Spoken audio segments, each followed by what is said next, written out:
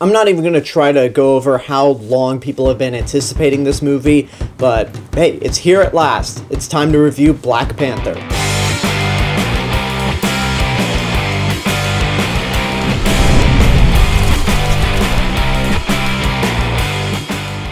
Black Panther is the 18th film in the Marvel Cinematic Universe. Holy God.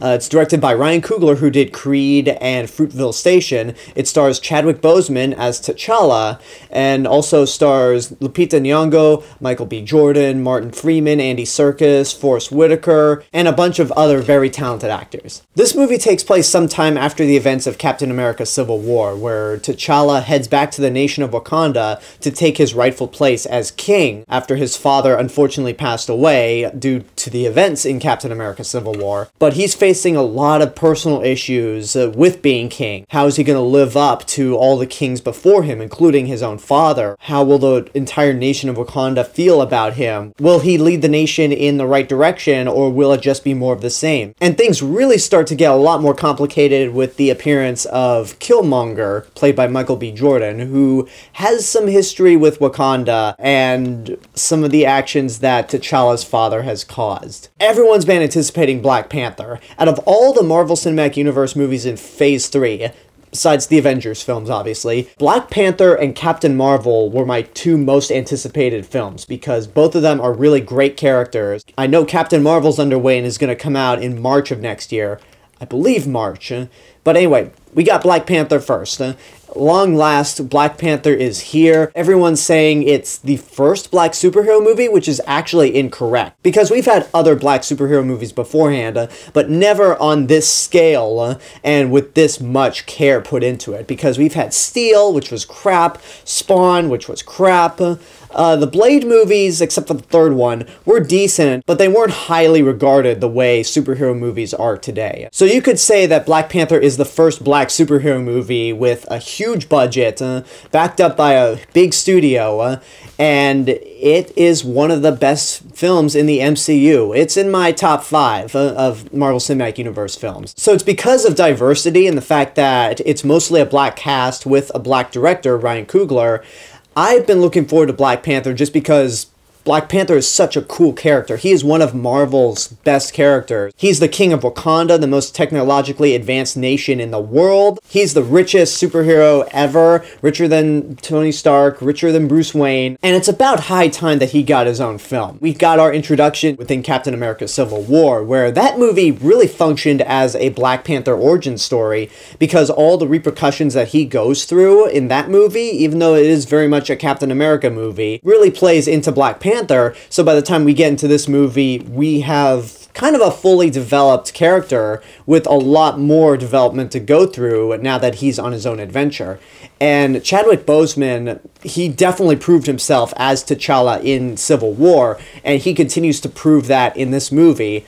Although, if there was one downside to his performance, though, and it's not really his fault at all, he's probably the least interesting character throughout this whole movie. That's not to say he's bad at all. The reason I say he's the least interesting is because we already got a taste of him in Captain America Civil War, so we know who this guy is. And the other characters in this movie are just a lot more interesting because we're getting to know them for the first time. We have Lupita Nyong'o, who plays T'Challa's love interest. All the women in this movie are strong-willed. They have their own character arcs and commitments that they stick to that defines them as characters. And they just kick a lot of ass in general. They kind of, for me, take a lot of focus away from T'Challa, which again is not a bad thing, because going into this movie you already got a sense of who T'Challa is.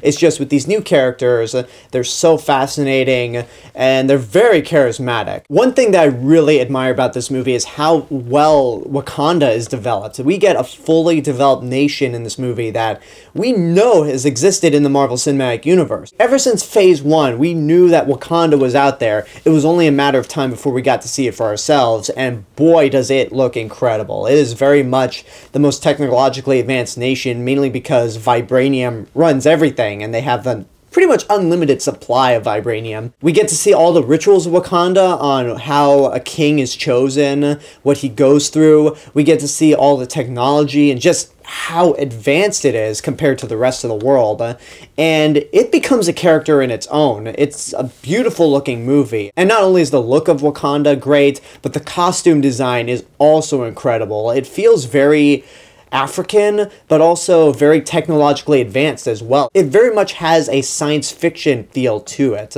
blending in some traditional looks with sci-fi. It's just gorgeous all around. This is probably one of the most beautiful looking Marvel movies, especially coming off of the heels of Thor Ragnarok, which also had a incredibly inspired look. Now let's talk about the villain of the movie, Killmonger, played by Michael B. Jordan. It's a popular opinion that Marvel has had a serious villain problem, and I've gone on record in saying I don't think their villain problem is as bad as everyone makes it out to be, but with Phase 3, their villains, with the exception of Doctor Strange, have been really good. They've either been super evil that the actors are enjoying it, like Cate Blanchett as Hela in Thor Ragnarok. They've been very charming, and even though they are criminals, you can see their point of view, like the Vulture in Spider-Man Homecoming. Or they've been incredibly sympathetic, to where you can see where they're coming from and why they're doing what they're doing, but they're still villains in the end. And that goes for Zemo in Captain America Civil War, and Killmonger in this movie. Killmonger is very much one of the most sympathetic villains that the MCU has had. And Michael B. Jordan not only continues to prove himself as a very talented actor, but he also follows the same road as Chris Evans, where a former Human Torch gets a chance to be in the MCU and completely nail his role. One thing that I really like about him is he's very much like Whiplash.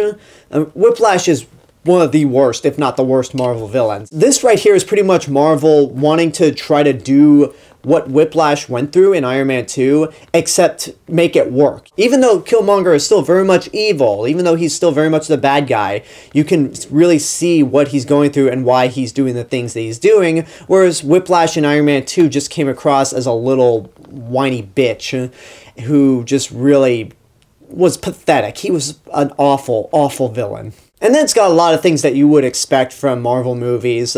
It's got the great humor, and this movie's humor falls in line with the last two Captain America movies, Winter Soldier and Civil War, where it's very much more of a serious film, and the comedic elements are very funny, but never take you out of the movie. They don't distract you like some of the weakest films, like Thor the Dark World. And that's ultimately the reason why Black Panther is in my top 5 of MCU movies, because it emulates the tone of Winter Soldier and Civil War, where it's still a very fun movie, but it's also a very dramatic movie and something that they really put effort in. And yeah, it's just a great movie all around. Can't say it's flawless, though. Now, before I really get into the flaws, I should say they're nothing to do with the story, character, or just how everything plays out.